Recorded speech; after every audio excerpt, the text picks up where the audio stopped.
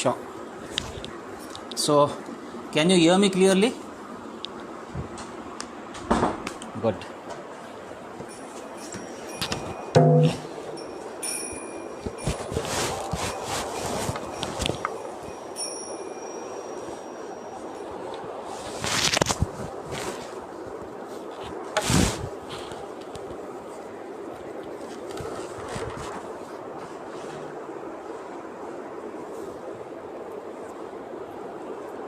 जय Radha Madhav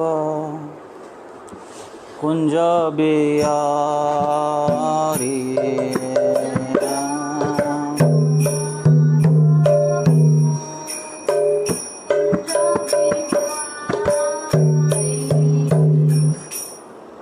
Radha Madhav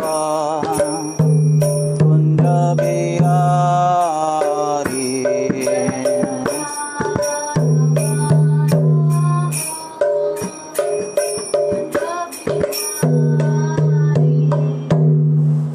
I would request, there is a lag, there's always a lag. So you will hear me late and I will hear you late, and the rhythm won't go in that case. So you can mute your mics and you can sing wherever you are, and I have somebody to follow me over here. So the kirtan will as it is go on, and you can also join in with it, because the lag won't help us to take the rhythm along. Yeah? Sure. So keep everyone muted. We will do kirtan, you do kirtan at your place, and I can see your lips moving, so I am enthusiastic to see all of you singing wherever you are around the world, and thank you so much for joining in. Jaya Gopi Janavallabha Giri Varadari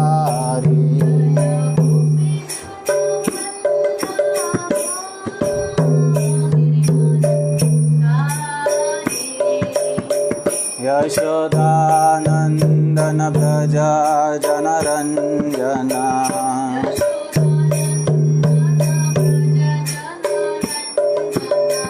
Yashodanandana Braja Janaranjana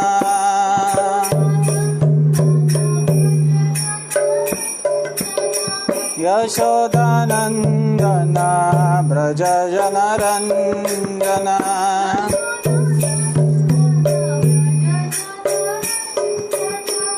Yamuna Tira Vadachari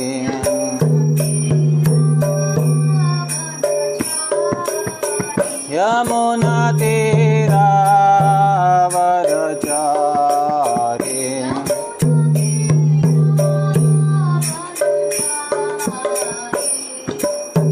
Radha Madhava Kunja Bihari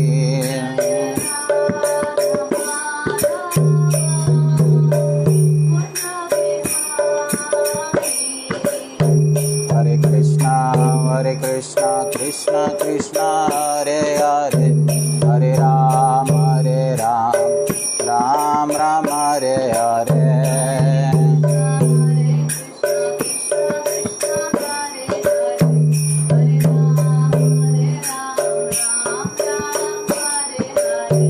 Hare Krishna, Krishna Krishna, Hare Hare, Hare Ram, Ram Ram, Hare Hare.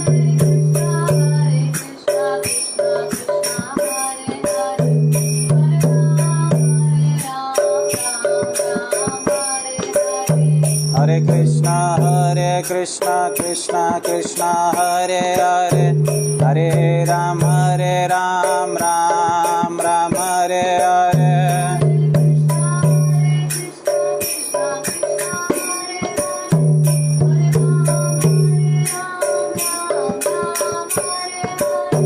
Hare Krishna, Krishna Krishna, Hare Hare, Hare Ram, Ram Ram, Hare Hare.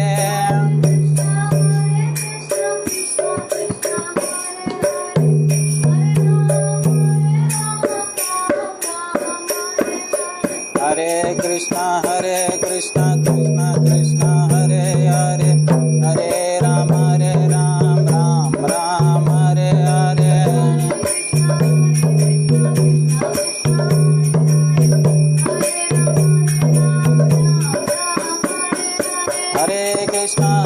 Krishna Krishna Krishna Hare Hare Hare Ram Ram Ram Hare Hare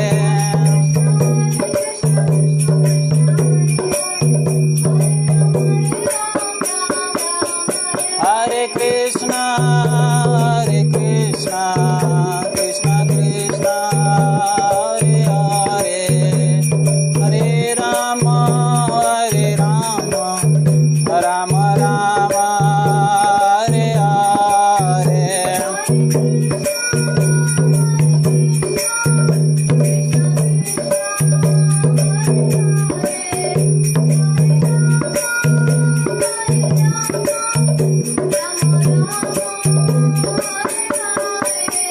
Jaya Prabhupada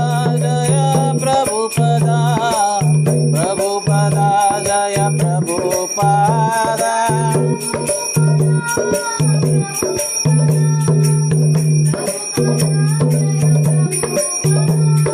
Gurudev Gurudev Gurudev Gurudev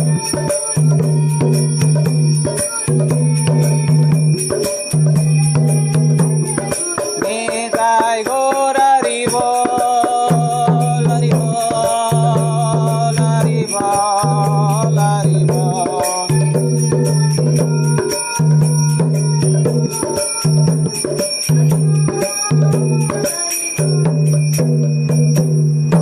Gaur Premanande Jayam Vishnupad Paramhansa Parivrajakacarya Ashtottar Shatashrishmatas Divine Grace A.C. Bhaktivedanta Swami Shri Prabhupada Ki Jai Ananta Koti Vaishnav Vrinda Ki Jai Namacharya Haridas Thakur Ki Jai प्रेम से कहो श्री कृष्ण चैतन्य प्रभु नित्यानंद श्री अद्वैत गदाधर शिवासादि गौर भक्त वृंद की जय श्री श्री राधा वृंदावन चंद्र भगवान की जय श्री श्री राधा कुंज बिहारी भगवान की जय श्री श्री राधा दामोदर भगवान की जय निताई गौरचंद्र भगवान की जय गौर प्रेमानंदे All glories to the simple devotees. All glories to the simple devotees. All glories to the simple devotees. All glories, all glories. All glories to Shri Guru and Shri Gauranga. Nitai Gaura Premanande. Hare Krishna. Yes, Prabhuji. You can.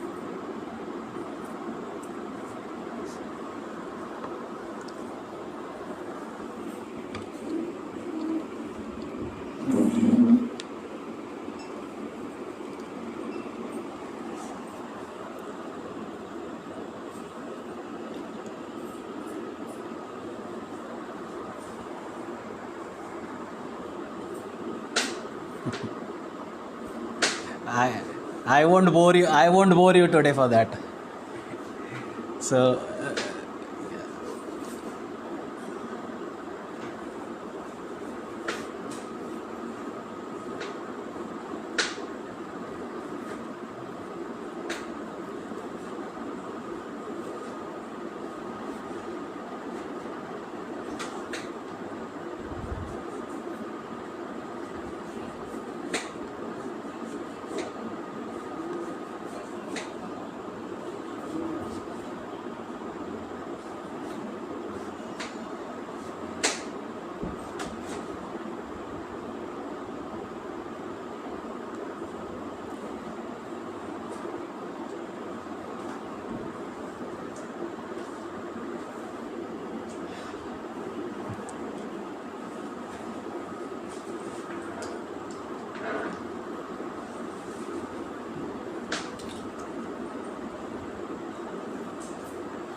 I think we are spending a lot of time on unnecessary things, and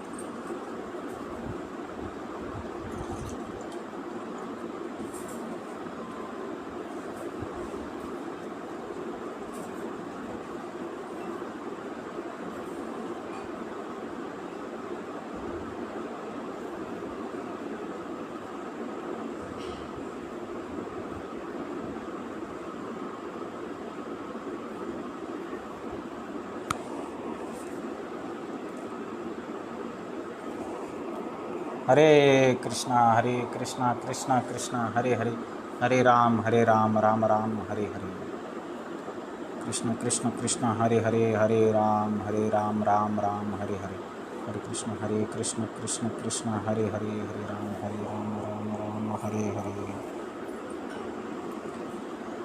Hare Krishna. So I hope you all can hear me and hear me clear and loud. Yeah.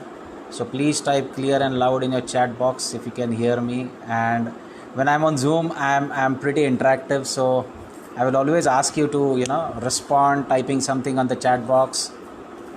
Be ready to do that, because that is how, when we are in person, we can interact face to face, and we know what the audience is expecting, we know what the audience is thinking. But when we are virtual, then there are some other ways to stay connected, and I want you to remain connected for the whatever time we have. How much time do we have in hand? Until what are we going to continue? Okay, so till okay, now it is 8:15 over here. Okay, 1 hour, so 9:15. So whatever local time you have, I think that should be 6:45 and 7:45, right? Okay. So the topic Bali Agya Prabhu ordered me was Guru Mahatmya, and the importance of the spiritual master, the importance of Diksha Guru, Shiksha Guru, and this is the most important thing to understand as far as spiritual life is concerned. So let me just take you through a section of Srimad Bhagavatam. We will read a verse. I'll share my screen, and yeah, so can you please allow me to share my screen, Prabhu?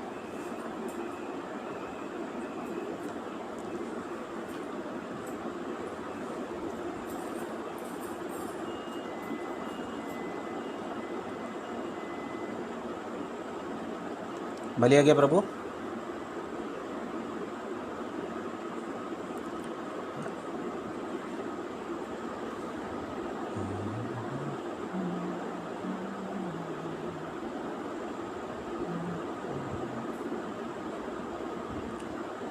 Yeah, you can do that. I'll control it.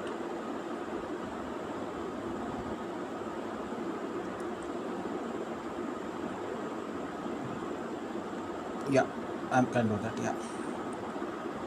So I hope you can see my screen.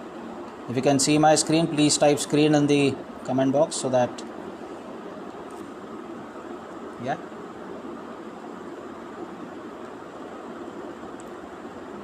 Okay, that's good. So let's chant this verse. This is, of course, this class is in English, so we have this verse in front of us. This is the 21st verse of the 3rd chapter of 11th canto, right? So let's chant this verse first. Tasmad gurum prapadyeta jidnyasu shreya uttama शाब्दे परे च निष्णातं ब्रह्मणि उपशमाश्रयाम् So I'll just read the translation because it's a long purport, and then we can move ahead with the discussion. So the translation goes that therefore any person who seriously desires real happiness must seek a bona fide spiritual master and take shelter of him by initiation. The qualification of a bona fide guru is that he has realized the conclusions of the scriptures by deliberation and is able to convince others of these conclusions. Such great personalities who have taken shelter of the Supreme Godhead, leaving aside all material considerations, should be understood to be a bona fide spiritual master. Om Ajnanatimirandasya Jnananjana Shalakaya Chakshurunmilitam Yena Tasmai Shri Gurave Namaha.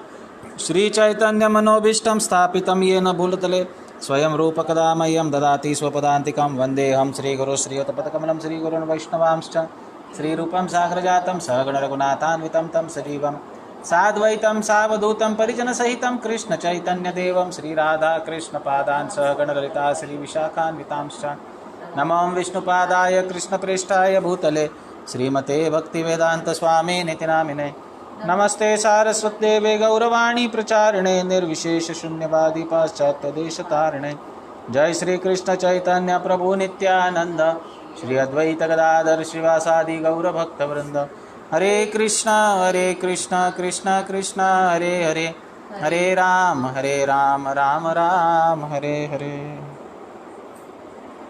Hare Krishna.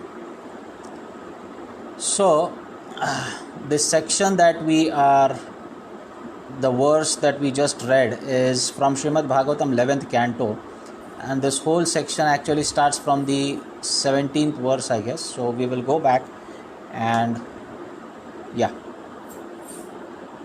So this starts from the 17th verse of the 3rd chapter of 11th canto. Now what is 11th canto of Srimad Bhagavatam? 11th canto of Srimad Bhagavatam describes two main episodes. One is the talk between the 9 Yogendras.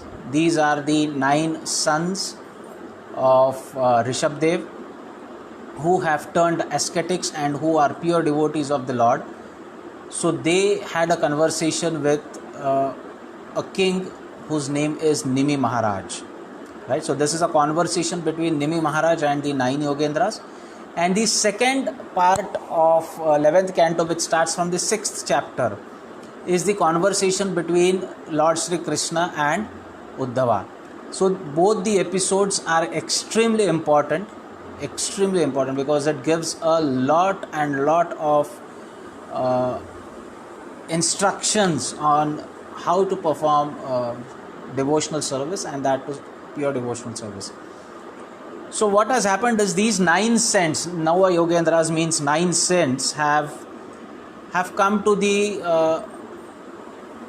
place of Maharaj Nimi. And Maharaj Nimi, being a saintly king, he is a Rajarshi, he welcomed all of them, he worshipped all of them, and then he started asking questions, because that is basically a duty of a Grahastha. Whenever a Vaishnava comes to his place, or he invites somebody, or he gets in touch with some Vaishnava, it's his prime duty to inquire. Inquiry is very important. So the moment he inquires, the Vaishnavas give instructions on various aspects of life, by following which he can improve on his condition, his material, spiritual, mental, intellectual, everything gets improved by the benediction and blessings of a Vaishnava. So he asked questions, and the first question he asked, this is actually the third question which he asked. So he asked 9 questions for 9 saints over there. You are not able to hear me? Is it not clear? Are you able to hear me? Yeah. Okay. So, those who are encountering a low volume problem, please check volume at your end or the internet connection at your end so that you can resolve it for yourself. Now, this is the third question. The second question was, what is Maya? He asked the second question, what is Maya? And it was elaboratedly explained in the first half of this third chapter. So this is the 17th verse. That means there are already 16 verses of it spoken, and in those 16 verses the question was answered that what is Maya, what is the external potency of the Supreme Lord which is called as Maya, and that was very technically explained in the first 16 verses. Now Maharaj Nimi is asking, Shri Raja Uvacha Yathaitam Aishwarim Mayam Dustaram Akritatmabhi Taranti Anjasthula Diyo Maharsha Idam Uchyatam. So I would like to maintain the way I approach Srimad Bhagavatam, and I would like to recite these verses because these are wonderful verses and each and every word gives you a lot of insight, and we'll try to complete the essence, the importance of accepting a spiritual master within this section, because this is what it actually explains at the end. So Sri Raja Uvacha, Raja is Maharaj Nimi. Try to follow the verses, try to follow the words, and you will get to know the authenticity by which Srimad Bhagavat presents each and every concept, right? So many a times, we hear from devotees, we hear from various speakers about Bhagavad Gita and Srimad Bhagavatam, but it may happen at times that we really feel that exactly where is this mentioned in these scriptures, right? So if you resonate with this, please type with you in the comment box, because this is what I encounter with people. And even my early days in devotional service, I used to wonder, where is this written? All these devotees come and they say Krishna is the Supreme Lord, you should do this, you should chant, you should offer food to Krishna, and then you should eat only prasadam, you should accept a spiritual master, you should go to the temple, have darshan of the deities, perform various activities, devotional activities at your home. Where is this exactly mentioned in form of instructions? What is the authenticity of this? Right? So when you dive deep into the scriptures and try to understand, then a different level of conviction arises in your heart. And that is why understanding scriptures as they are, right, is very important. As they are, in the sense we can really reflect those instructions in each and every word of scriptures like Srimad Bhagavatam and Srimad Bhagavad Gita. And that is why in total 5 verses we will be discussing today, and these are beautiful verses. You can really have a great reflection of your own mental thoughts into this, and you can resonate with this. Please do respond when I ask you to respond, and that is how we are going to go ahead. So let's move on.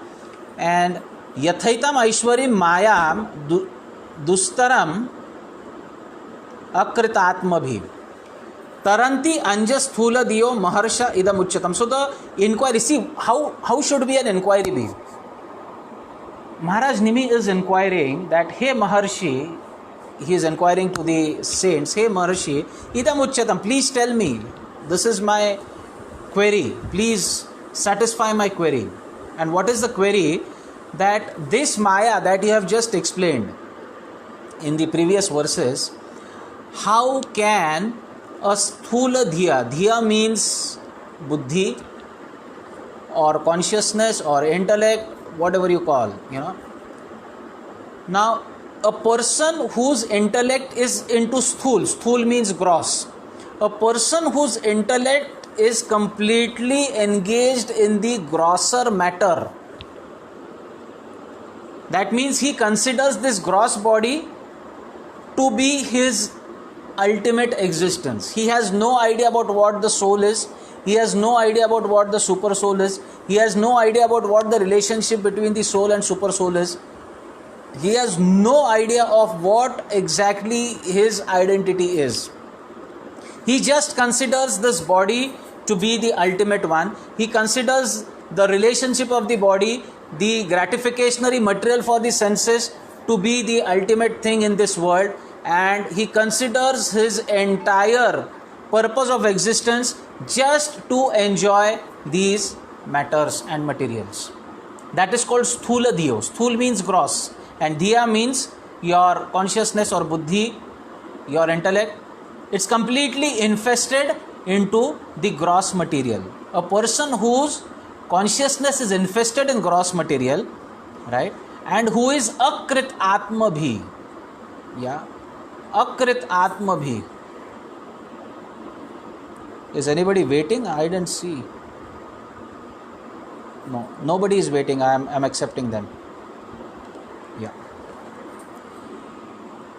Akrit atma bhi. What do you mean by akrit atma bhi? That means those who do not perform any activity for self-realization. Right? So how this Maya, which is extremely difficult to be crossed to attain self-realization, how a person who is not inclined towards spiritual activities first, and who has his intellect into the matter, sthula dhiyo second, how can he cross over? Taranti means cross over. Anjaha, easily. How can he do that? Kindly explain that secret to me. So this is a secret that he is inquiring. See, there are contradictory terms over here. Maharaj Nimi is asking a solution for a problem, and the problem is he is asking for that person who is not inclined for spiritual activities and whose complete consciousness is infested in matter. That means he has no chance to cross over the ocean of material nescience. He has no chance. Now the material nescience, it is called dustaram, which is extremely difficult to cross over.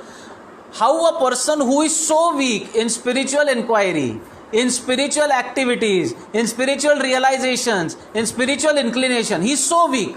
How can he cross over a most difficult ocean of nescience? That is dustaram. It is dustar means you cannot cross it easily. So the first thing is you cannot cross the ocean of material nescience easily. Secondly, who is crossing? A person who is extremely weak in his spiritual inclination and spiritual realizations. Now in these two conditions, the third contradictory condition is putting is how this person who is weak spiritually can cross over this extremely difficult ocean to be crossed. He can cross it very easily. How can he cross it very easily? Anjaha. So there are words like dustar, anjaha and sthula diyo. These all actually, they contradict each other. And that is why this inquiry is very important. It's very important. So, having asked this question, let's see what answer does he get from one of the Yogendras whose name is Prabuddha. What is his name?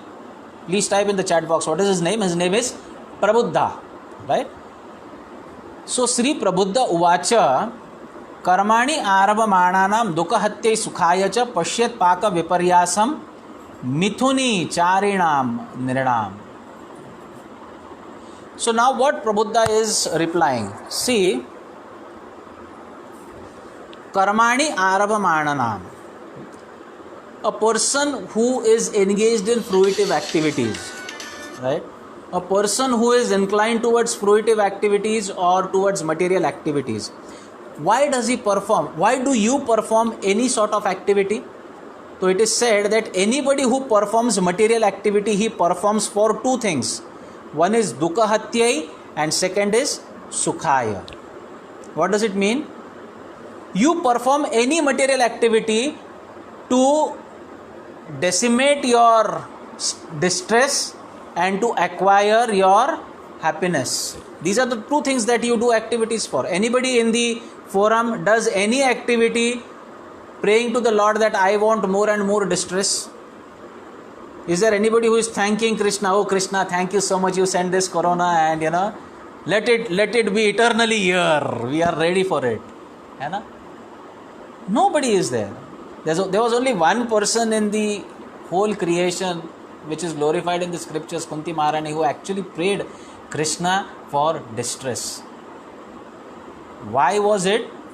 Because she believed that when we are in distress, we can remember Krishna more intensely, and that was her prayer. Anyway, we are not on the platform of Kunti Maharani, and there is no instruction in the scripture that you should pray for distress, so don't take it very seriously. At the same time, why do we do our activities? We do our activities for two things. One, to decimate our distresses, to eliminate distresses from our life, and to acquire happiness, to experience happiness. These are the two things we do any activity for. But see what happens, what Prabuddha says is Pashyet Paka Viparyasam Mithuni Charinam Drinam. But what happens? He always experiences the opposite. Paka Viparyas. Viparyas means opposite. Pak means to manifest. So who is being discussed here? Nrinam, that person, and there is an adjective to it which is called Mithuni Charinam. What is Mithuni Charinam? Who is much more attached towards sensual pleasure, and specifically Mithuni means towards sexual pleasure. So people who are attached to their bodily pleasures, people who are attached for sexual pleasures, Mithuni Charinam, their mind, their consciousness, their intellect cannot get attracted towards spiritual inclination, towards spiritual inquiry. And that was the person for whom Maharaj Nimi is asking a solution. Right? And that is why Prabuddha is also starting his answer from this condition. So this is the Sambandha. Why he is saying is, this person, he actually performs fruitive activities so that he decimates his distress and he can experience happiness. But what happens is extremely ulta, Paka Viparyasam, exactly opposite. He performs activities for decimating distress, but he acquires more distress in the process. He becomes more distressful. Right? He performs activities to experience happiness, but that happiness just remains like something which is unachievable in this life. And he does not actually experience happiness in this life. Why? Why does this happen? Because he is Mithuni Chari. He is more attached to sensual and sexual pleasure than the actual pleasure of life, the actual pleasure of human life. What is that? We will see it in the coming verses. So this is how Prabuddha starts his answer. In the next verse he says, see, these are wonderful verses, I told you. Next verse he says, Nityarti dena vittena durlabena atma mrutyuna griha patya apta pashubi ka priti sadhita ischalai. He says vitta. Vitta is wealth, money, right? Aishwarya, vitta. What is vitta? So he says nitya arti dena. Nitya means regularly or every day. Arti means distress, and dena means one who gives. So the first and foremost thing that we carry very close to our heart, very close to our own existence is money. And that money is nityarti dena. It gives you distress day in and day out. Take a self-check on this statement. If you don't have money, you are already distressful. If you have money, you are more distressful. If you have money, you are more distressful. Because if you have money, then you have so much of stress to manage that money. You have so much of stress to see that your money is not looted by somebody. So in any case, this is going to give you distress. And you have to live with the fact. There's no way out. You have to live with the fact. Right? Now, durlabhena atma mrutyuna griha patyapta pashubhi ka priti sadhatais chalai.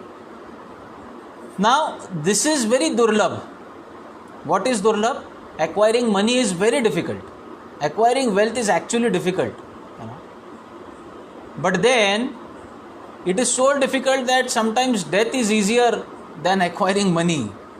Durlabhena atma mrutyuna. And behind the race of acquiring money, he kills his own self. Atma mrutyuna. He kills his own self. His own self means his soul. Now soul cannot be killed, but what do you mean by killing your soul? Means you deny the existence of the soul. You deny to work for the deliverance of the soul. That is killing your soul. That is called Atma Hatya or Atma Mrityu. And he is too attached to Griha, Apatya, Apta and Pashu. Griha is your house, or Griha in Sanskrit actually means a lady. Stri. Stri is also called Grihastha. That is why a Grihastha is not actually who stays in a house. Grihastha is one who stays with a female partner. He is called Grihastha. So Griha means both Stri and house. Apatya. Apatya means children, offspring. Apta, your relatives. And Pashubhi. Pashubhi is your material acquisitions. More appropriately, your different type of vehicles nowadays, if you see, because previous days Pashu was your animal wealth that you had, Pashu Dhan. But nowadays Pashu means your 4-wheelers and 2-wheelers that you park in your parking. That is Pashubhi. Now these all are going to deceive you one day, and you are going to leave it here and go ahead on your journey after you leave this body. That is called Chalai. All this is going to be left behind. Why are they so much attached? Prabuddha is asking, why are they so much attached to this, knowing that this is going to be left behind? Right? So, in the first verse, he explained that how a Mithunichari, whatever he does, everything happens in the opposite way. Second verse is explaining why this is happening, because he is attached to wealth and money, and this is the important factor. This only gives daily distress to him. There is nothing else. You carry your distress in your pocket. Nowadays, in your virtual accounts, in your bank accounts, in your credit cards, in your debit cards, in your everything is in your mobile. Everything is there. So you carry everything there. Nitya. Right? And that is why it's very difficult. Now, fine. Now he aspires for wealth in this knowledge. But what does he do? He also aspires for higher positions in the Paraloka. What is Paraloka? Paraloka is Swarga. Right? He wants position in the Swarga Loka. Evam Lokam Param Vidyan. But this Param Lok, that also you understand that Nashwaram Karma Nirmitam. That is also Nashwar. Even if you go to the higher planetary system, Swarga, you have Bhuvar Loka, Swarga Loka, Jana Loka, Satya Loka, Tapa Loka, Mahar Loka, whatever it is. And even if you go to the higher planetary systems, this is all Karma Nirmitam. Karma Nirmitam means you can attain it by performing different karmas. You can go there, but it is Nashwar. Krishna says in Bhagavad Gita that even if you attain the Swarga Loka, evam bhuktva Swarga Lokam Vishalam, Kshine Punye Martya Lokam Vishanti. When the Punya, the pious credit, because of which you have attained Swarga Loka, that diminishes, then you again have to come here. So you don't have a permanent position there. You have to come here. Okay, even after going there, what happens is, there also there is competition. See, Prabhupada is saying, even in Swarga Loka there is competition. Tulya Atishaya Dhvamsam Yatha Mandala Vartina. There also the demigods, they compare each other. Tulya Atishaya. Tulya means he is equal to me, he is greater than me, or they unnecessarily undermine somebody. He is lower than me, I am greater than somebody. So all this keeps happening even in the Swargaloka. So there also the Jiva cannot attain happiness. That is what he wants to mention over here. As it is in the first place, his consciousness is completely into material activities, so he is distressful. Secondly, he carries the only reason for distress, money in his pocket. That is why he is more distressful. Now, even after attaining some sort of renunciation, if somebody aspires to do a lot of karma, Vedic karma, and wants to attain the higher planetary system, what is happening? Even attaining the higher planetary system, there is no satisfaction, no happiness for the soul that he actually wants to attain. There is no possibility, right? And keeping this background, what he says is the verse that we just recited, and that is why he says tasmat. Tasmat means therefore. After keeping a background of all these things, you cannot be happy in this material world anywhere, in the present earth planet or Mrityu Loka, nor in the upper planetary system. What to talk about the lower planetary systems? That's not possible. So you cannot be happy in the Narka Loka as it is, because that is the place where you are being taken to suffer. Even in the upper planetary systems where one can think that one can go and enjoy, there also you cannot enjoy. And in this is called Madhya Loka or Prithvi Loka. Here also you cannot enjoy.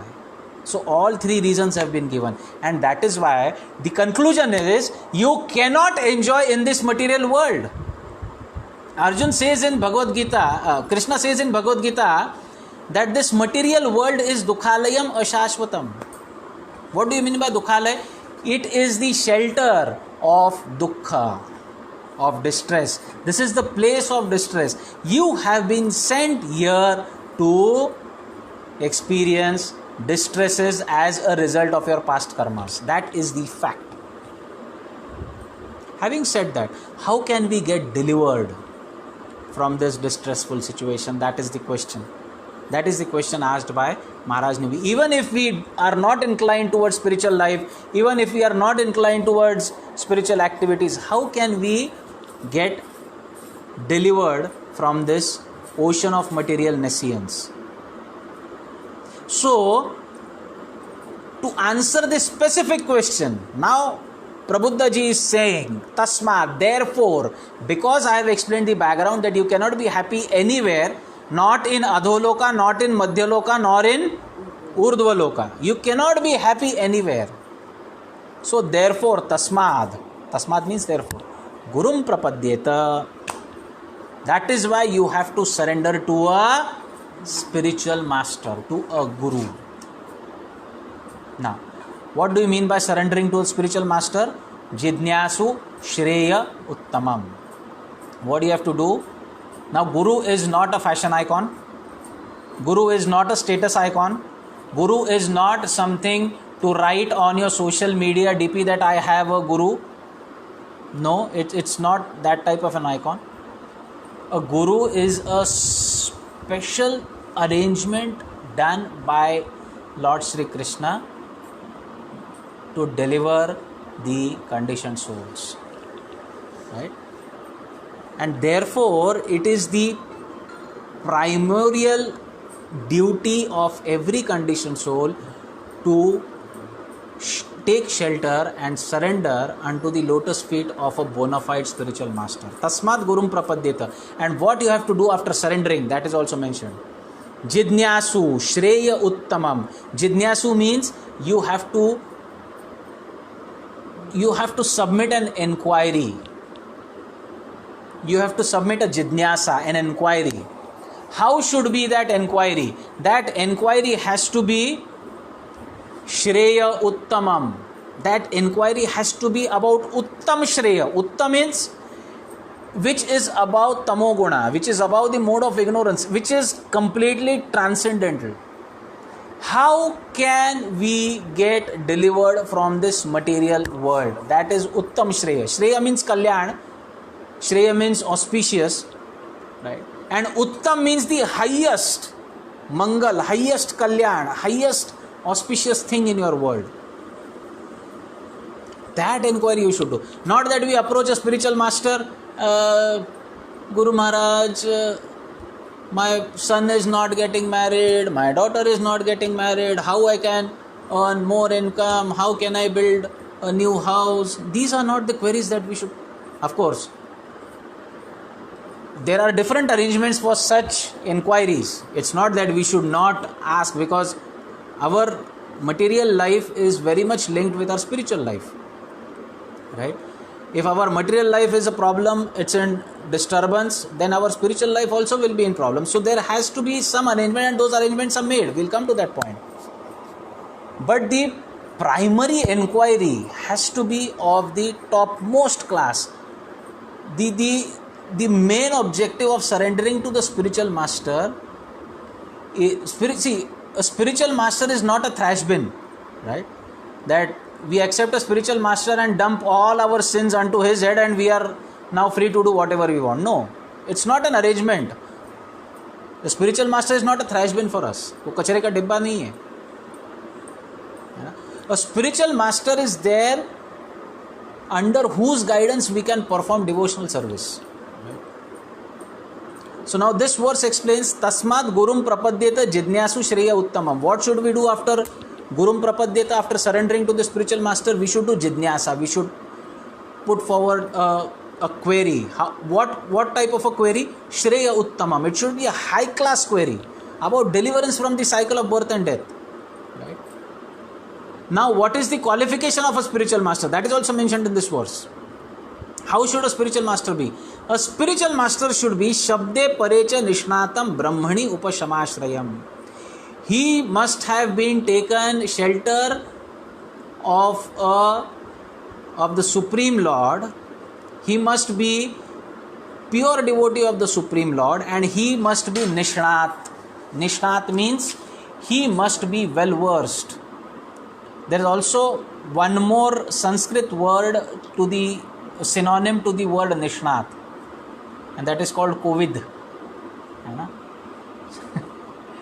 So COVID is an opportunity to become COVID. Yeah, COVID means Nishnat. Vid is a verbal root which means knowledge. COVID is who is in cognizance, who knows everything. He is called COVID. So this is COVID-19 extending to COVID-20 and I don't know 20, 21, 22.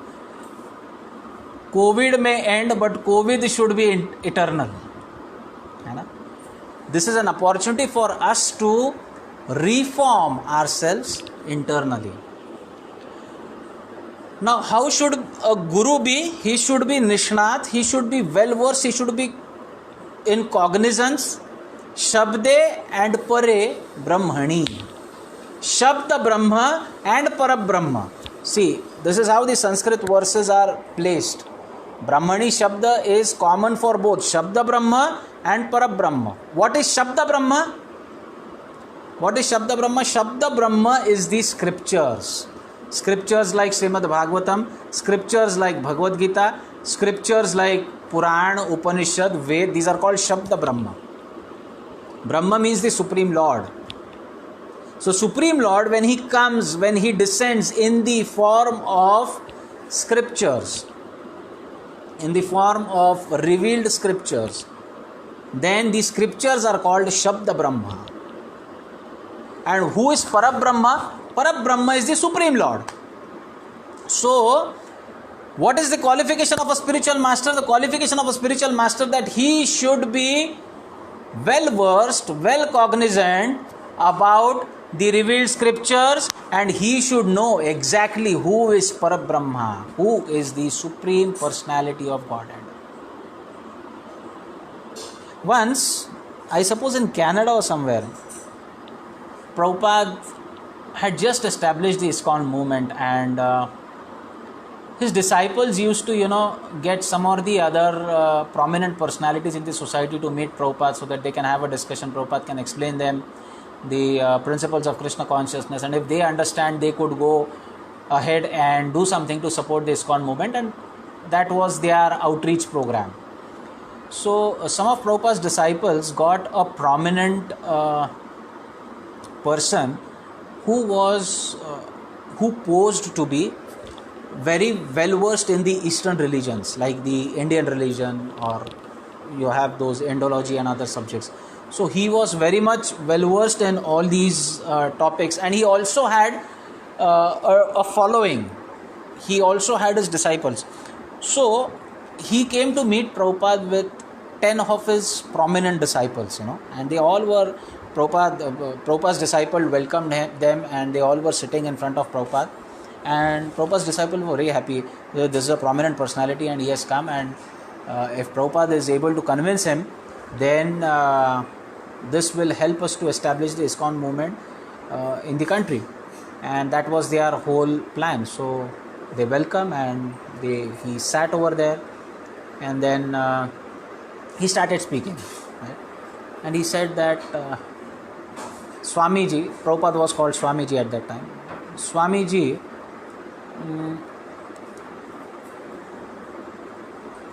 I have read a lot of scriptures. I have read Vedas, Upanishads, Puran, everything. But I find a lot of contradictions amongst acharyas. Hearing this question, Prabhupada became very, very serious. He became very grave. And actually Prabhupada became angry. And Prabhupada started quivering, and with a great gravity in his voice, he said, "There are no contradictions amongst the scriptures." With great gravity in his voice, there are no contradictions among the scriptures. But then he said, "I could see a lot of contradiction." Prabhupada again repeated the same sentence, "There are no contradictions among the scriptures." But then he tried to explain why he was seeing these contradictions. Prabhupada interrupted him and asked him, "Do you have a guru?" He said, "No, I don't have a guru." Prabhupada immediately said, "If you don't have a guru, you are not a teacher, you are a cheater. If you don't have a guru, how can you understand the scriptures? And if you have not understood the scriptures, how can you teach somebody?" And all his 10 prominent disciples were sitting in front of that person, and they are looking, "Hey, why are you cheating us?" And Prabhupada's disciple became perplexed. We have invited him, and Prabhupada has sort of blasted that person, and now he would be upset, and I don't know what will happen. But then this person lately become very, very favorable to the ISKCON movement, and he used to invite Prabhupada's disciples to come and give classes, and he used to always mention that your guru, Bhaktivedanta Swami, taught me a very important lesson in life. Right? So he actually, just imagine you have been to somebody with some of your followers, and that person completely contradicts you, and he puts you down in front of your followers. What would you feel? But then the purity of the spiritual master, the purity of the spiritual master, the purity by which Prabhupada mentioned those words actually melted his heart rather than hurting his heart. This is what a guru. He is completely convinced in what he is talking about. He is completely convinced in who the Supreme Personality of Godhead is. Right? There are so many apparent, quote unquote, apparent contradictions in these scriptures. If we do not understand it with the help of a bona fide spiritual master, we will never ever be able to understand scriptures like Bhagavad Gita and Srimad Bhagavatam. Never. There are so many people. I was listening to an interview. That person claims to be Tridandi Goswami, and he doesn't have a tinge of knowledge of what actually devotional service is about. And it's there on YouTube. I was so upset by hearing this person. He seems to be a Swami, a sadhu. He's a Mahanta. And the discussion, when it came to Srimad Bhagavatam, he didn't even know what is the position of Srimati Radharani. He didn't even know what is the position of Bhagavan Sri Krishna. Why does this happen? Because you don't take proper shelter of a spiritual master to understand the scriptures as it is. And that's not possible if you don't take shelter of a spiritual master. You can never understand the scriptures. So that is why Tasmat Gurum Prapadyata, it's very important to surrender unto a spiritual master, do proper inquiries. A spiritual master, how he should be? Shabde Parecha Nishnatam. He should be well versed in Shabda Brahma. He should be well versed in Parabrahma. He should know exactly who is the Supreme Personality of Godhead. Once in Vrindavan, when Prabhupada went with all his Western disciples, one person came there and he said, I want to meet Bhaktivedanta Swami. So fine, his disciples arranged a meeting. He was staying in Vrindavan for 10-15 years and he went in front of Prabhupada and said, Swamiji, I am staying in Vrindavan for 15 years and I have been studying Srimad Bhagavatam for a long time. I want to discuss Bhagavatam with you. Prabhupada said, okay, fine. Tell me, who's the Supreme Personality of Godhead? First question from Prabhupada. And he started explaining this, that, blah, blah, blah, blah, all those things. Prabhupada never understood even a word what he's trying to speak. After 15-20 minutes of his all that blah, blah, there was a small devotee child running here and there. Prabhupada called him, hey, come here. Small 5-6-year-old child. And Prabhupada asked him, who is the Supreme Personality of Godhead? He said, Krishna is the Supreme Personality of Godhead. That was it. I mean, this is so crystal clear. If somebody doesn't know who is the Supreme Personality of Godhead, what is the use of studying scriptures? What is the use of acquiring so much of knowledge? What is the use of performing so much of austerities? So a guru cannot be judged by his clothes, by his ashram. A guru is one. Chaitanya Mahaprabhu says, Jai Krishna Tattva Vetta se guru hai. It doesn't matter where he is born, which family, which lineage, which country. It absolutely doesn't matter. Keba Vipra Keba Nyasi Shudra ke na hoy. Jai Krishna Tattva Vetta se guru hai. May he be sannyasi, may he be grahastha, may he be brahman, or may he be shudra. A shudra can also become a guru if he knows the Krishna Tattva properly. If he knows the Supreme Personality of Godhead to the point. Principally, if he knows who is Supreme Personality of Godhead, if he can answer this one question, who is the Supreme Personality of Godhead, and if he gives one instruction that surrender unto the Supreme Personality of Godhead, he is proper spiritual master. This is simple indication. A spiritual master never says that this is my mantra and you chant my mantra 108 times and 16 rounds and all. No. He straight instructions. There is no confidential mantra, guru mantra, this, nothing. Harinam is the only thing that has been given and openly you can perform that activity. There is so much of transparency.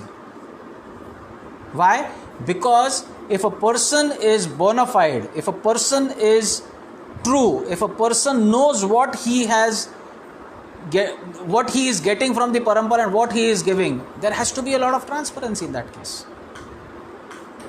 So this is the qualification of the spiritual master. Now after you surrender to the spiritual master, what you should do, right? So if you go by this purport, there are a lot of wonderful verses that this purport has, right? In the 11th canto, 17th chapter, 27th verse, this is again Uddhav Krishna Samvad, Uddhav Gita. This verse is spoken by Lord Sri Krishna himself to Uddhava. He says, Acharyam mam vijaniyam, na avamanyeta karhichit, na martya buddhya suyeta, sarva devamayo guru. Who is guru? He is sarva devamaya. All the demigods, all 33 crore demigods reside in the spiritual master. You don't have to go anywhere. And who is speaking this? This has been spoken by Lord Sri Krishna, the Supreme Personality of Godhead. He says, Sarva Deva Mayo Guru. And the instruction is Acharyam Mam Vijaniyam. Right? The Acharya, the Guru, one has to know Acharya non-different than me. One should know the Acharya to be myself and never disrespect him. That is what is the instruction. Acharya Mam Vijaniyam. Know that the Acharya is me. Acharya is not Krishna, but the disciple has to respect the Guru as if he is Krishna. He is the living personality of Godhead in front of you. He is the direct representative of the Supreme Personality of Godhead. Na avamanyeta, unka avaman nahi karna chahiye. You should never disrespect him. Karhichit, not even once. Na martya buddhi. You should not consider the spiritual master as martya, as one who is going to die. No, a spiritual master never dies. Even if he leaves his material body, he never dies. Even if Prabhupada has left his material body more than 50 years ago now. 50? No. 40. More than 40 years ago. But still Prabhupada is living with us every moment. That is the fact. Because the Acharya, he never dies. And asuyeta, one should not be envious about the spiritual master. Right? If somebody is too close to the spiritual master, sometimes he may think, why all the facilities are given to the spiritual master? Why cannot I? If we can think this for the Supreme Lord and we come down because of that envy that we carry in our heart, then why can't we be envious about the spiritual master? If one becomes envious about the spiritual master, that is the greatest offense. So that is what Lord Krishna is explaining to Uddhava. Na martya buddhi asuyet. Asuyet, asuya means envy. One should not be envious. One should not have martya buddhi. Why? Because sarva deva mayo guruhu. Now if Krishna says that Acharya is me, then what to talk about demigods? All demigods are already there where Sri Krishna is there. So that is the importance of the spiritual master. In Upadeshamrita, Rupa Goswami mentions the qualities of the spiritual master. Vacho vegam, manasa krodha vegam, jiva vegam, udaropastha vegam, etan vegane vishayeta dhira, sarvam apimam prithvim sa shishya. A person who can control 6 in total urges of his senses. Vacho means the urge to speak. Man, the urge of your mind. Right? Krodha, the anger. Jiva, the taste buds, who can control his taste buds. Udar and upastha. Udar means belly and upastha means genitals. One who can control these 6 senses of his body, he is qualified to make the entire Prithvim Sashishyat. Sarvam Apimam Prithvim Sashishyat. He is qualified to make the entire population on the earth as his disciple. So one should find such a spiritual master. And what to do after surrendering to the spiritual master? Tatra bhagavatan dharman shikshed guruvatma daivataha amayaya anuvrutyayais tushyed atmatmado harihi. So this is the last verse of today's discussion. This doesn't end this discussion, of course. It again goes ahead for more 5-6 verses. But this is where, after explaining this, we are going to stop exactly at the time given by Baliyagya Prabhu. So, Tatra Bhagavatan Dharma. Now, what does a guru do? How can you know if the guru is instructing you in a proper way or not? So, when you surrender to the spiritual master, to the guru, then the guru will give you instructions about Bhagavad Dharma. What is Bhagavad Dharma?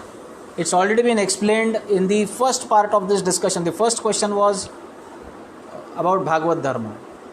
What is Bhagavad Dharma?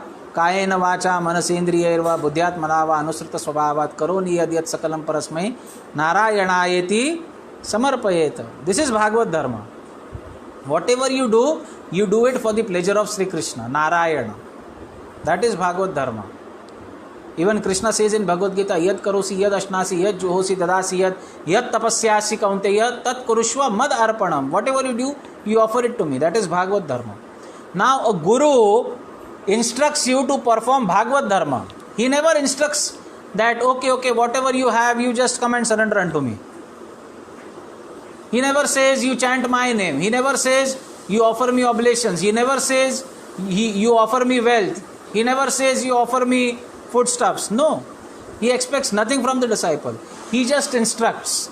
Now it is the duty of the disciple to offer to the spiritual master. That's a different thing. But the spiritual master never expects anything. Right? Now what should the disciple do? He should take shiksha. Shikshad. He should take shiksha. Guru Atma Daivataha. Considering the spiritual master as his Atma Daivat, as his own self and as his worshipable deity, he should take shiksha from the spiritual master. Amayaya anuvrutyayais. With faithful service, without deceit, amayaya. He should be very transparent with the spiritual master. A disciple should never be deceitful with the spiritual master. अंदर एक बाहर एक ऐसा नहीं होना चाहिए. He should be very transparent, non-deceitful, and anuvrutya, faithful service. He has to serve the spiritual master day in and day out, and accept instructions from the spiritual master. Shikshed. Accept instructions from the spiritual master, considering the spiritual master as his worshipable deity, as if he is the supreme personality of Godhead. If one does this, then it is said, Tushed Atmatmado Harihi. If someone does this, then Hari, Lord Hari, becomes completely satisfied. And if Lord Hari becomes satisfied, then he is called Atmadaha. He gives himself to that person who has surrendered unto the spiritual master and is following the instructions of the spiritual master and pleasing the spiritual master. Unto him, Krishna surrenders. That is what this means. Tushet Atmado Hari. Atmada means he gives himself. Sri Krishna gives himself to the devotee who has devoted himself to the instructions of his spiritual master. And what does spiritual master do? Spiritual master instructs the disciple to surrender to the Supreme Lord. So the disciple surrenders to the spiritual master asks him to surrender to the Supreme Lord, and if he does it as per the instructions of the Supreme Lord, of the spiritual master, then the Supreme Lord, who is Atmadaha, he becomes very satisfied, and the moment the Supreme Lord becomes satisfied, the Supreme Lord surrenders unto the devotee. See the whole cycle. Beautifully explained, hai na? Atmado Hari. This is how it is. And that is why accepting a spiritual master and surrendering unto the spiritual master is very important.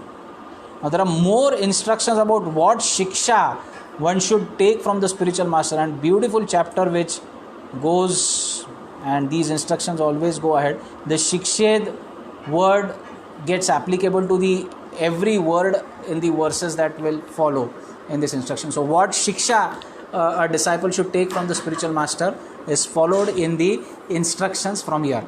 Now you accept initiation from a spiritual master, he is called as a Diksha Guru. Secondly, now since a pure devotee who is the spiritual master, he can make the entire world as his disciples. So if not the entire world, but he has a sizable amount of disciples under him, right? Because he is a pure devotee, and lot of spiritual seekers would like to take shelter of his lotus feet. So he has a lot of disciples. In that process, he cannot physically connect with each and every person to give him shiksha. And that is why there is an arrangement. And that arrangement is accepted in the scripture, that a spiritual master empowers and authorizes some of his disciples who he thinks are qualified to give shiksha to his other disciples. and that person is called as the Shiksha Guru, right? So one is Diksha Guru, second is Shiksha Guru, right? Third is Pathapradarshak Guru, who guides you to surrender unto the Supreme Personality of Godhead, that is Pathapradarshak Guru. And fourth is Chaitya Guru, who resides in the Antakaran, who resides in our heart in the form of Paramatma, that is Chaitya Guru.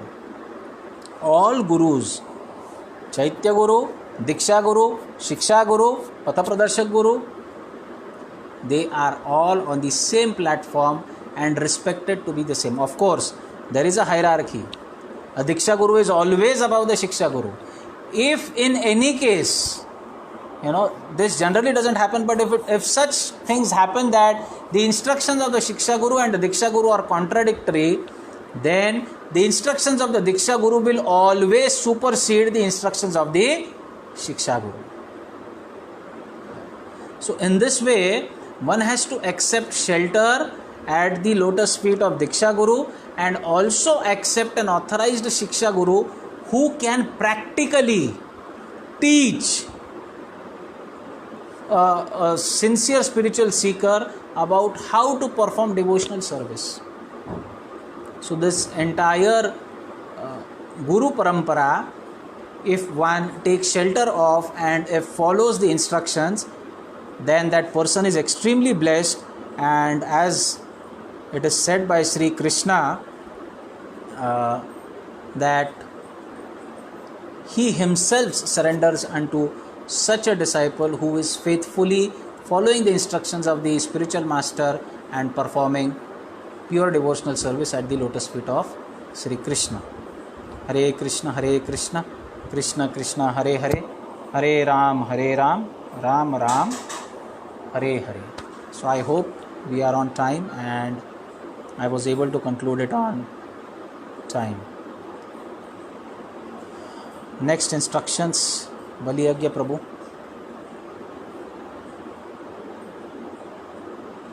Yeah.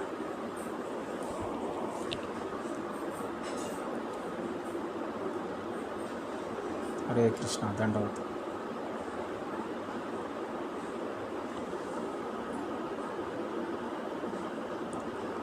Yeah.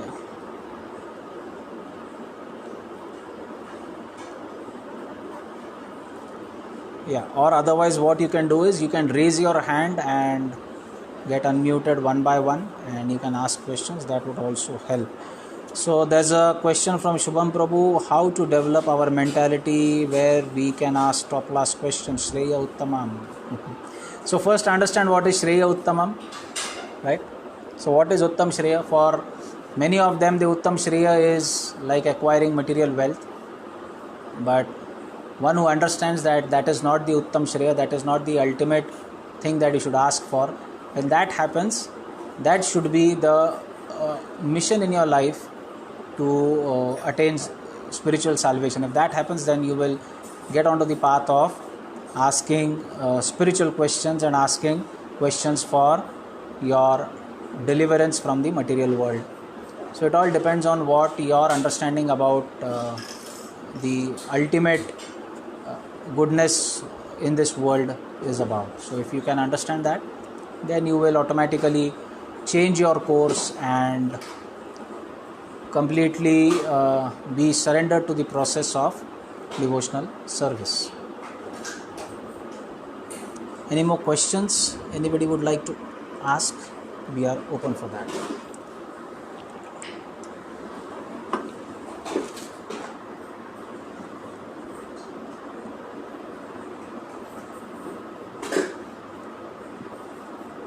Was the sound clear? Were you able to hear me properly, and did you understand what I tried to convey? Okay. Achha.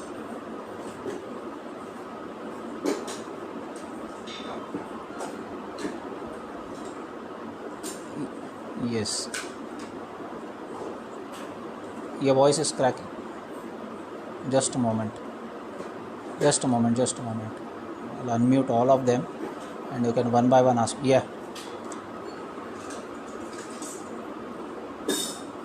Yes, Mataji.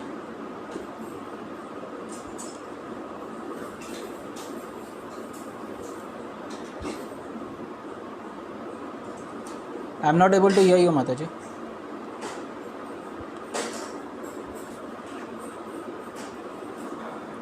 Hare Krishna.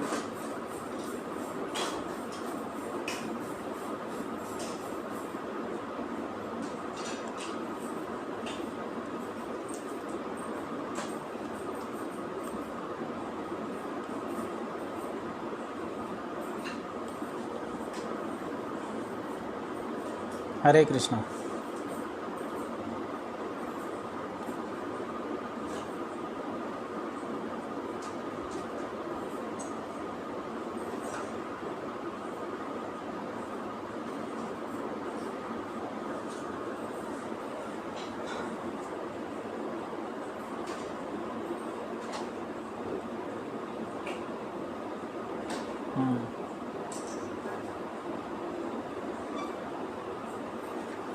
Yeah, as I mentioned in the first part of the lecture, I mean, there is a sort of a fashion or status icon that you have a spiritual master. So people want a spiritual master without accepting instructions and restrictions. So when that mentality is there, then you have that facility as well. So if you don't want restrictions, you have such so-called gurus who won't restrict you anywhere, and they openly and very shamelessly say that it's nothing to do with the spiritual realization. You can eat anything, you can do whatever you want, you can live your life in the way you want, there are no restrictions, and just chant this mantra, and the mantra contains their own name. So it's all about creating a person worship from the whole process, and they create their own cult, they create their own following, and with the passage of time you see all these nonsensical things come to an end. They get caught up into some scandals, they get caught up into some scams, and eventually nothing prevails.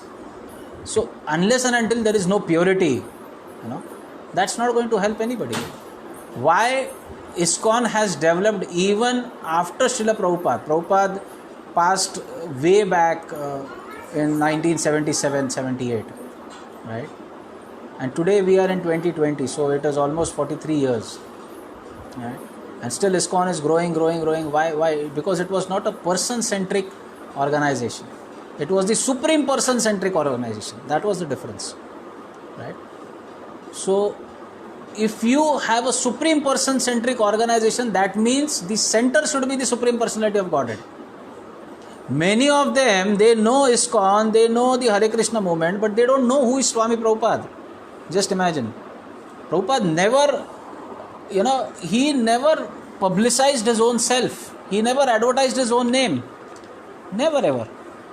And that is why you see that this whole system, this whole organization is growing world over. So those who want to get fooled, they will meet such type of people who will fool them. Those who really want to very practically and very sincerely follow the spiritual path, they will get bona fide spiritual masters. So by the mercy of the spiritual master you get Krishna, and by the mercy of Krishna you get a bona fide spiritual master. So Krishna is Antaryami, he is sitting in your heart, he knows what is your internal thought process, and that is how he makes you meet with such people.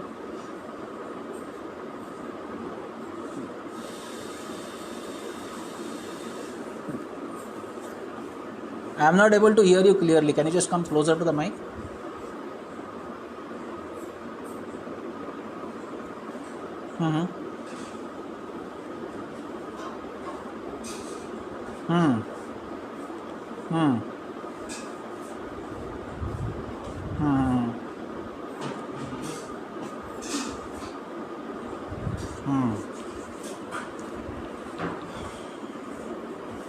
So fine, you have a guru, no problem, you follow it, you give them proper knowledge. If some point of time they are sincere enough and Krishna feels that they are sincere, and if they are in wrong hands, then he will direct internally If they are in proper hands, let them continue. Let them continue. If they are in wrong hands, Krishna will automatically divert such sincere devotees to the proper path. They are sincere because they are at least listening what you are trying to say, right? So they are sincere, and even after listening so much from the authorized scriptures, some or the other point of time they will feel that what is the proper thing and what is not. So let them take a judgment. We should not judge in that case.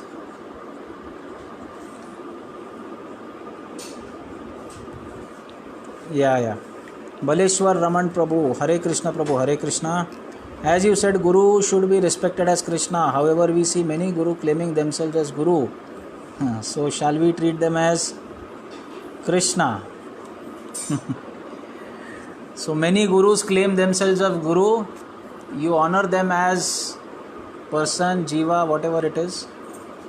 But if they are not authorized, see, what do you mean by Guru claiming themselves? Guru never claims himself as Krishna, right? Guru never claims it. It's the duty of the disciple to consider the Guru as if he is Krishna, not that he should think that he is Krishna. Try to understand the difference. A Guru is never Krishna. Guru is never the Supreme Personality of Godhead. It is the understanding. It shows that how surrendered you should be to the to your spiritual master. You should surrender to the spiritual master as if he is Sakshat Krishna in front of you. It is not that he is Krishna. A disciple should never think that Guru is Krishna. Prabhupada has always refuted this statement. Whenever his disciple said that, Shastra said that Guru is the Supreme Personality of Godhead, you are Supreme Personality. Prabhupada chastised those disciples. He never accepted this point. And even no spiritual master, no Vartaman Acharya accepts this point. Even if the disciple is worshipping them, considering them as the Supreme Personality of Godhead, still they don't accept it. It's the duty of the disciple. That is a different thing. So the disciple should consider, at the same time the Guru never accepts it. And one who accepts this, that he is Supreme Personality of Godhead, he is a bogus Guru, he is a fake Guru. You should consider that. He is never a bona fide Guru. A Guru will never say. So one Guru was asked that your disciples are chanting your name and they are saying that you are Param Bhagavan. What do you have to say on it? So that person, he said that I never told them to accept me as Param Bhagavan. But if they are accepting me as Param Bhagavan, then why should I hurt them? Let them accept. So this is all, this is deceitful behavior. This is not acceptable, and Krishna never accepts it. Yeah. So there are a few more questions. Kartikeya Pineti, Hare Krishna Prabhuji, Hare Krishna. Can you tell us how to take Diksha from Guru and Guru Parampara means? Okay. How to take Diksha from Guru? Specifically in ISKCON, we follow the Shiksha path first, right? Before taking Diksha, you must take proper Shiksha. Now, what is Shiksha? Shiksha is instructions on how to follow the principles of spiritual life. To be a devotee or to be a disciple, one should have few qualifications, and those qualifications essentially indicate your entire following of the spiritual instructions. You should be free from sins. That means you should follow 4 regulative principles. No meat eating, no gambling, no intoxication, no illicit sexual activities. So all this reduces the sins in your life. If you follow 4 regulative principles, that means you are not sinning anymore. So you should stop sinful activities. Secondly, now this is negation. You should stop something and you should cultivate something. What is cultivation? Cultivation is of spiritual consciousness, and that happens through the chanting of the holy name.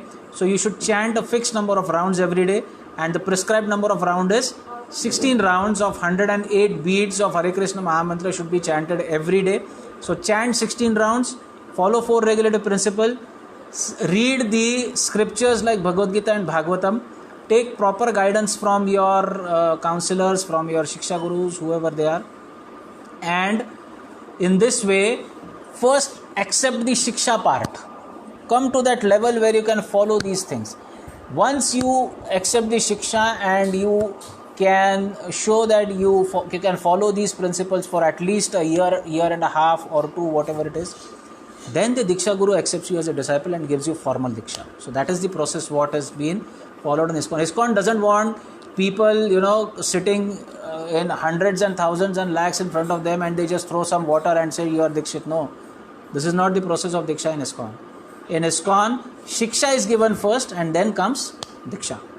I hope this satisfies your query. Pradeep Kumar, Hare Krishna. For neophytes, when and how we can measure as ready for taking Diksha? I think I have answered this question. How do we know that Guru doesn't urge for senses?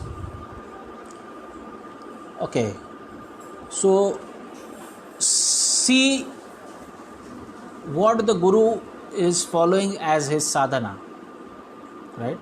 If the Guru is completely engaged in the service of Krishna 24/7 by 365, now that means he cannot get involved in sensual activities and be completely engrossed in devotional service. That cannot happen simultaneously. If he is engrossed in devotional service, that at least you can see.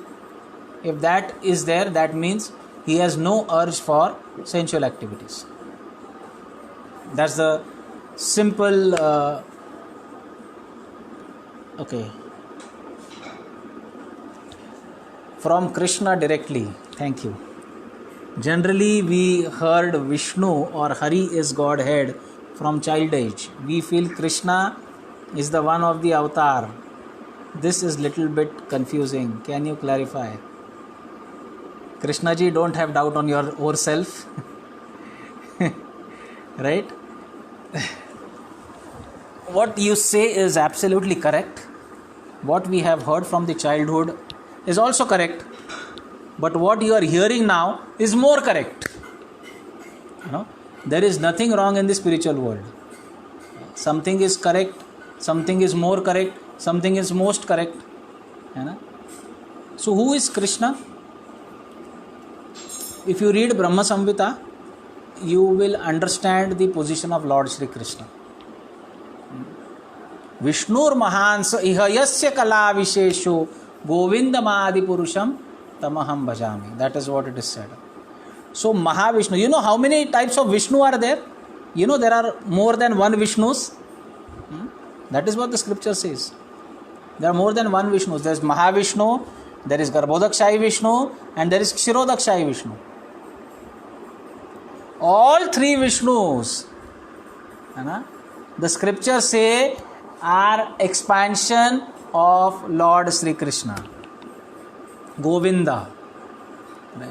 Vishnur Mahansa Hiyasya Kala Vishesho Govindamadi Purusham Tamaham Bhajami. So Mahavishnu is his expansion. Whose expansion? Govinda.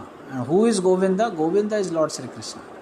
So Lord Sri Krishna is actually the primordial supreme Lord. Now if you want all these references are available. Go and find Padma Puran. Once you find it, you will get all these references in Padma Puran. Because Padma Puran explains what is Goloka Vrindavan, what is Vaikuntha, what are the other spiritual planets, and who is Lord Sri Krishna, and what are the expansions of Lord Sri Krishna. All this is mentioned in the scriptures. So there is a strong scriptural backup for what is being mentioned here. Don't worry, ask anytime anybody and you will get the proper answer.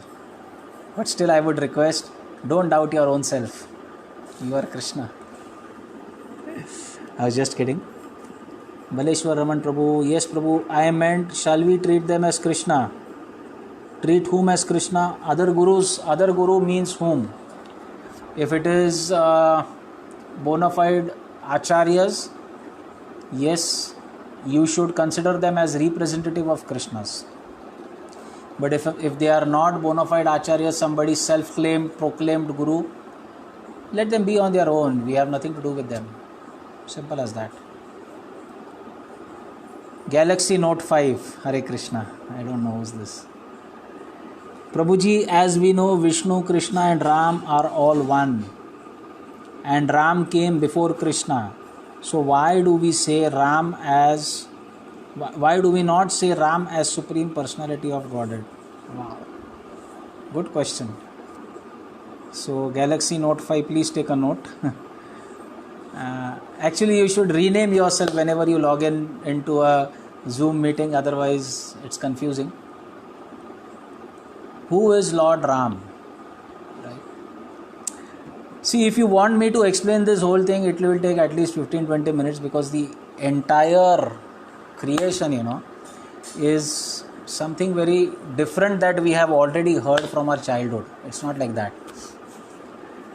And okay, Deepti Mataji, if you have some patience and time to extend yourself, we will go into this discussion about Vishnu and Krishna.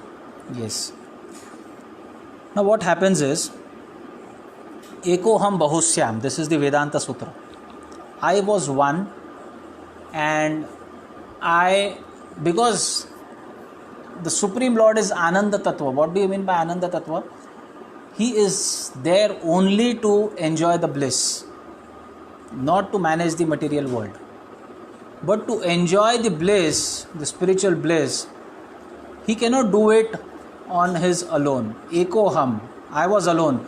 Bahusyam, then I decided to expand. Bahusyam. So this is how the expansion starts. Now, this original Supreme Personality of Godhead, he is in the Shyama Sundar Rupa. What is Shyama Sundar Rupa? He is Shyama Varniya in first place. Secondly, he is Dvibhuj Dvipad Swarup. He has 2 hands and 2 legs. That is his Swarupa. Same as we have. We are his form actually. This Dvibhuj Dvipad Swarup, he doesn't has 4 hands. He has 2 hands.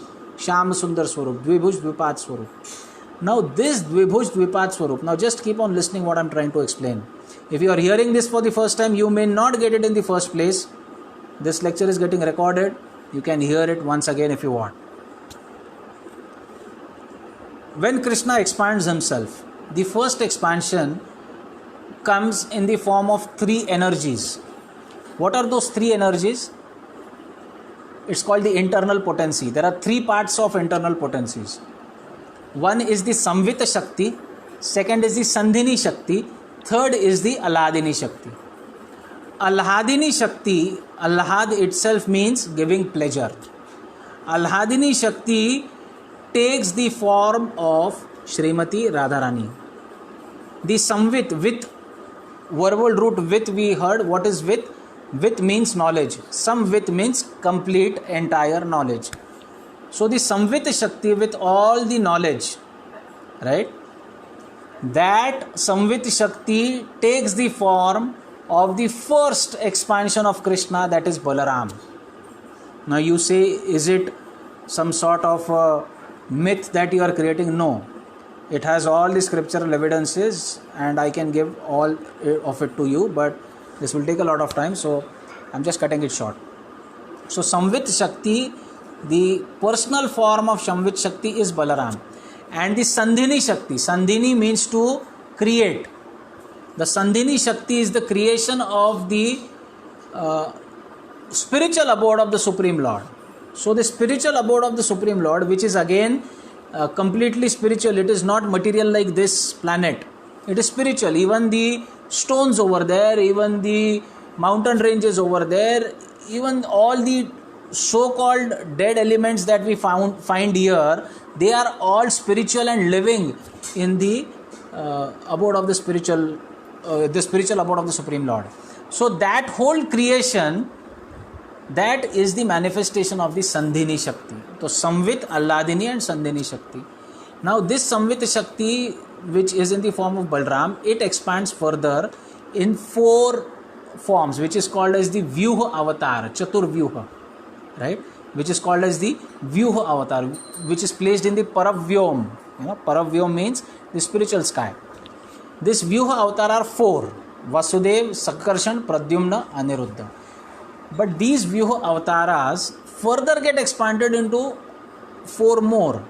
And the Sankarshan of the second Chaturvyuha, he expands himself into Mahavishnu, the first Vishnu. This Mahavishnu, he resides in the place between the material world and the spiritual world. And from there he creates the material universes, which are called Brahmanda. Right? Now this Mahavishnu enters into each Brahmanda as Garbhodakshai Vishnu. And from his navel the lotus flower comes, and there Brahmaji is born, and the Brahma controls one Brahmanda. This Garbhodakshai Vishnu again expands into numerous forms, again expands into Kshirodakshai Vishnu, and this Kshirodakshai Vishnu expands himself as Paramatma, which is seated in everybody's heart. So this is how the expansion of the Vishnu Tattva comes. Now what we have heard from the beginning is that Vishnu has 10 avatars. Right? All these 10 avatars are expansion of Kshirodakshai Vishnu, which is not wrong. Kshirodakshai Vishnu is 4-handed form. Right from Sankarshan to Mahavishnu to Garbhodakshai Vishnu and Kshirodakshai Vishnu, all are 4-handed form, Chaturbhuj Roop. Whereas Krishna is Dvibhuj Roop. Now Lord Ramachandra is an expansion of Kshirodakshai Vishnu Chaturbhuj form, whereas Sri Krishna is the original supreme personality of Godhead, which descends directly from the spiritual world to the material world. Now if you see the 10 avatars, Dashavatars jisko कहते हैं, if you see the authorized scriptures about 10 avatars, there is not mention of the name Sri Krishna over there. Go find.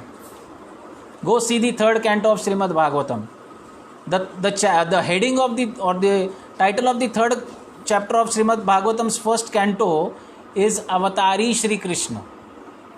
Avatari. He is Avatari. He is not Avatar. What is the difference between Avatar and Avatari? Avatari means one who takes avatar. Are you getting? So here Sri Krishna is the original Supreme Personality of Godhead, and the expansions are in the form of Vishnu. And this Vishnu, when he incarnates or when he comes here as different incarnations, the 10 incarnations of Lord Vishnu, in that you have Lord Ramachandra. Now technically if you see, they are non-different. But as far as the roles and responsibilities are concerned, there is slight difference. So it is not that taking Krishna's name first means Ramchandra is not equal to Krishna, or taking Ramachandra's name first, Krishna is not equal to Ramchandra. It doesn't matter at all. Now you say, why Hare Krishna, Krishna Krishna, Hare Hare, Hare Ram, Ram Ram, Hare Hare, not the otherwise? So there is a reason behind it. The original Vedic mantra is Hare Ram, Ram Ram, Hare Hare, Hare Krishna, Krishna Krishna, Hare Hare. But you require some qualification to chant Vedic mantras. Not everybody can chant Vedic mantras as it is. So to facilitate it for everybody to chant the holy name, Lord Sri Krishna Chaitanya Mahaprabhu, who is the incarnation of the Supreme Personality of Godhead Sri Krishna in Kali Yuga, which is also mentioned in Bhavishya Puran, which is also mentioned in Brahmand Puran, which is also mentioned in Padma Puran, which is also mentioned in Srimad Bhagavatam about Lord Sri Krishna Chaitanya Mahaprabhu. He authoritatively reversed the mantra so that each and every person can chant it. And that is why we chant Hare Krishna, Krishna Krishna, Hare Hare, Hare Ram, Ram Ram, Hare Hare. So any question you ask, you will get an answer, provided you have patience to understand it. Right? Okay, so there is one more question over here. Santoshi Mashetti Hare Krishna. Okay, where it is, किधर गया? Prabhu ji, now we know the things we are not suppose to do, like no meat etcetera, but how the past will be purified? The past will be purified by the present, chanting Hare Krishna and nothing else. So if you chant Hare Krishna in the present, past, future, present, extra future, extra past, everything will be purified, don't worry. नामनो ही यावती शक्ति पाप निर्हारणे हरे तावत कर्तुम न शक्नोति पातकम पातकी नरः. That is what is mentioned. The holy name of the Supreme Lord has so much potency. नामनो ही यावती शक्ति पाप निर्हारणम हरे. The name of the holy name of the Supreme Lord Hari has so much potential. Potential for what? Destroying the sins. Papa nirharanam, destroying the sins. How much potential? So much potential that a person who is used to perform sinful activities, he cannot perform this much sinful activities which can be destroyed by the one single holy name of the Lord. That is mentioned. That means if you utter once Hare Krishna, Krishna Krishna, Hare Hare, Hare Ram, Ram Ram, Hare Hare, you destroy so many sins that cannot be performed even by a professional sinner. Patakam pataki naraha. That is what it is mentioned. So don't worry about past sins. In the episode of Ajamila in the 6th canto, this is mentioned. Ajamila chanted name of his son. The name of his son was Narayana. Now he didn't call the Supreme Lord, but he chanted Narayana.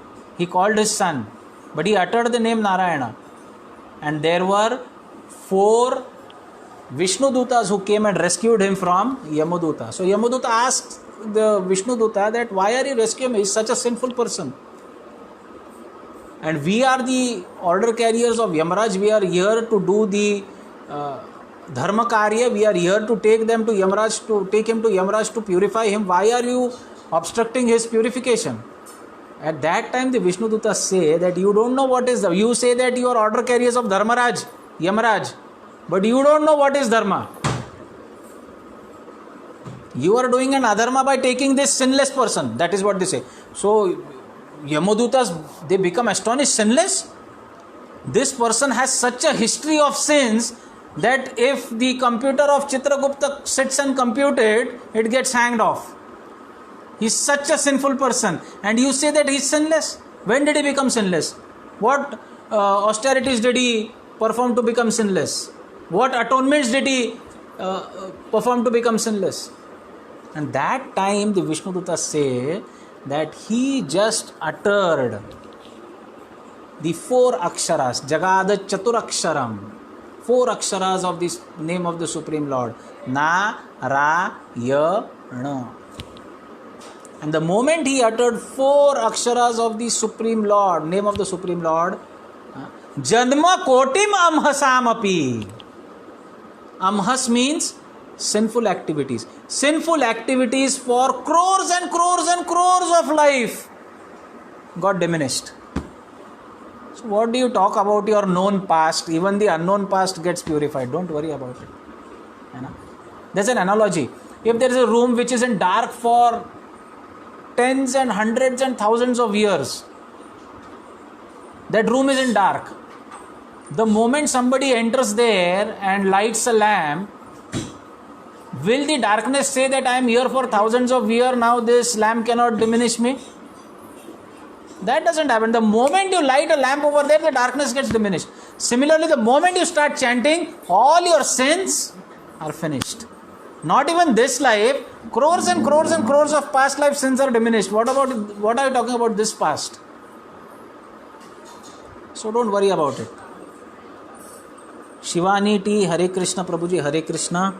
With due respect, there are many realized souls who were deep devotees of other goddesses like Ramakrishna Paramahansa. So why, if someone has devotion for other gods, can't go ahead with full devotion to that god only? Go to Bhagavad Gita, read verses in the 7th and 9th canto from 21 to 25 in 7th canto, and I suppose from 17 to 23 or 25 in the 9th canto. You will come to know the reason. The reason is because Lord Sri Krishna himself instructs that don't surrender yourself to any other demigod. Go and try to understand those verses. I don't know if I will be able to pull it up right now. I'll just check. Give me a sec if you have time. Baliyaga Prabhu, are you okay?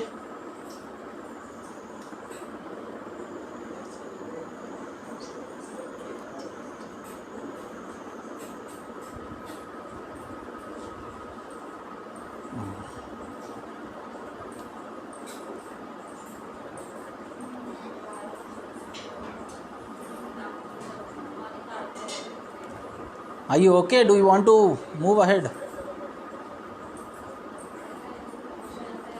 As you say, there are questions lined up. Okay. So this is an important question about demigod worship. Now this is Bhagavad Gita 7.20. If you have read Bhagavad Gita, you will be able to understand this. If not, I'll try to get through this. Now see, starts from 20th verse in 7th canto. Kamaisthaisya ritaghyana prapadyante anya devataha tam tam niyamam asthaya prakritya niyata swaya. Right? What does it mention? Kamaisthaisya ritaghyana, those whose minds are distorted by material desire surrender unto demigods. What does that mean? That only those who have material desires, they surrender unto demigod, not these spiritual seekers. So there is a difference between dharma palan and adhyatma. Adhyatma or spiritual realization is something different than religious activities. Right? So if you want to perform spiritual activities, spiritual realization, then there is a different path. Dharma palan has a different path. So those whose consciousness is distorted by material desire surrender unto the demigods and follow particular rules and regulations of worship according to their own stature. So according to their own whims, they follow it. Yo yo yamyam tanum bhakta shraddhayarchitam ichchiti tasya tasyachalam shraddham tam eva vidadyamyaham. Now Krishna says, those who want to follow such demigod worship, I only give them the shraddha. That is what is mentioned here. I am in everyone's heart as a super soul. As soon as one desires to worship the demigods, I make his faith steady so that he can devote himself to a particular deity. Okay? Now see what happens next. Sataya shraddhaya yuktaha tasya aradhanam ihate labhate cha tata kama mayaiva vihitan hitan. Endowed with such a faith, who is giving the faith? Krishna says, I give the faith, right? Endowed with such a faith, he seeks favor of a particular demigod and obtains his desire. But in actuality, these benefits are bestowed by me alone. What do you understand? Krishna says, whatever benefits you are getting from the demigods, those are given by me. They don't have any power. Further, अंतवत्तु फलम तेषाम तद भवति अल्पमेधसाम देवान देव यजो यान्ति मद भक्ता यान्ति मामपि. Now whatever you are praying for in front of the demigod and whatever they can give it to you, it all is antavat. All will end one day. And who prays for such antavat phal or the benedictions who are destructible? Who prays? He says, Krishna says, Alpa Medasam. Medha means buddhi. Alpa means small.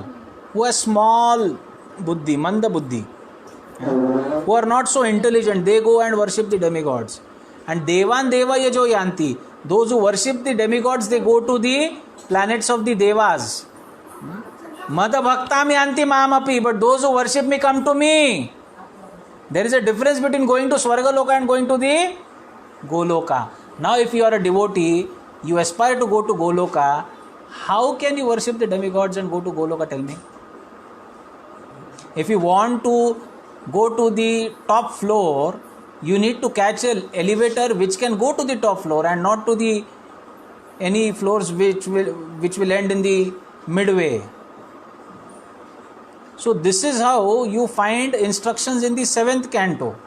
You have similar instructions in the 9th canto, and where Krishna to in that he states his just check.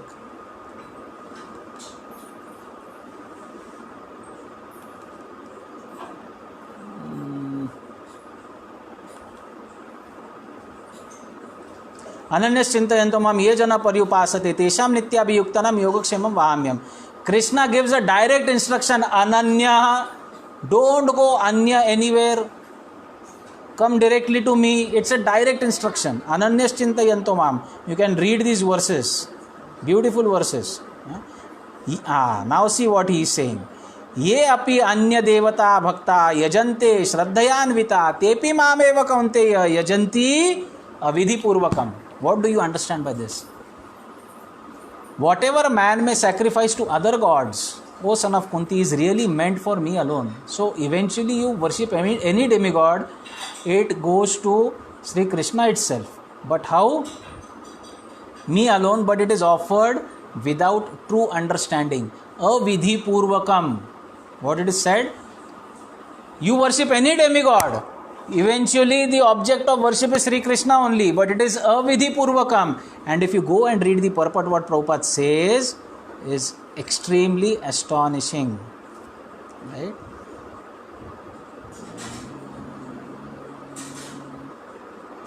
You should go see. That will automatically satisfy the different officers and directors of the Lord. Right? One has to follow the laws made by the government, not by the officers of directors. See abhi kya bol rahe Prabhupada, just understand. One has to follow the laws made by the government, not by the officers or directors. Similarly, everyone is to offer his worship to the Supreme Lord only. That will automatically satisfy the different officers and directors of the Lord.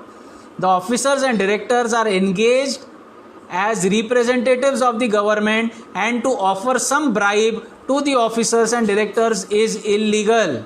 This is stated here as avidhi purvakam. In other words, Krishna does not approve the unnecessary worship of the demigod. Understood?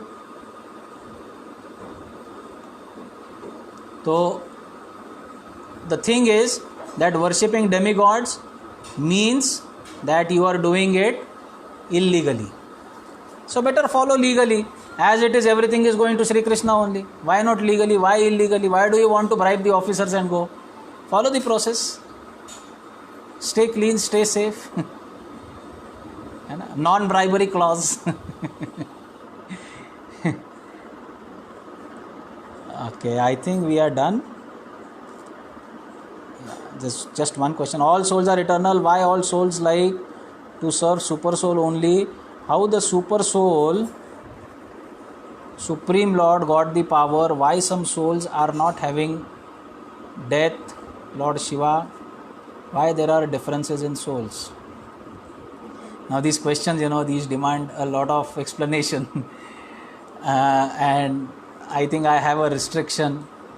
So Baliyagya Prabhu, you can clarify these doubts, or maybe later we can, or you can, I can record a sound note and send it to you. You can just distribute it. So that would help save time. Okay, anything else? Okay, unmute.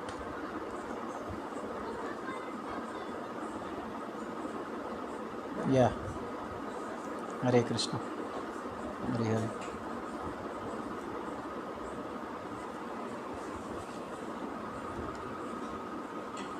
Yeah. Yeah, yeah. Yeah.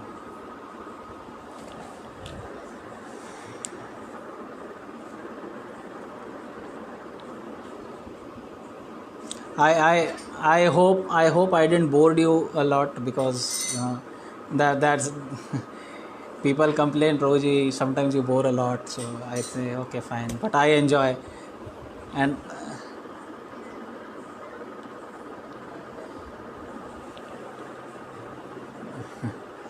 Yeah, this is good. We are still virtually connected. That is the best part. And this is a blessing in disguise. Devotees should enjoy this time. And I hope you all are safe there and things are safe out there. You have much less restrictions that we have over here. It's like we are locked down for almost 60 days now. And Pune and Bombay are places where nothing is expected for at least a month down the line. So yeah, we are there and sitting and chanting and reading and hearing and doing katha, and that's how our life is. So hope this life gets to be experienced by everybody, and please stay safe and thank you. Yeah. Hari Hari.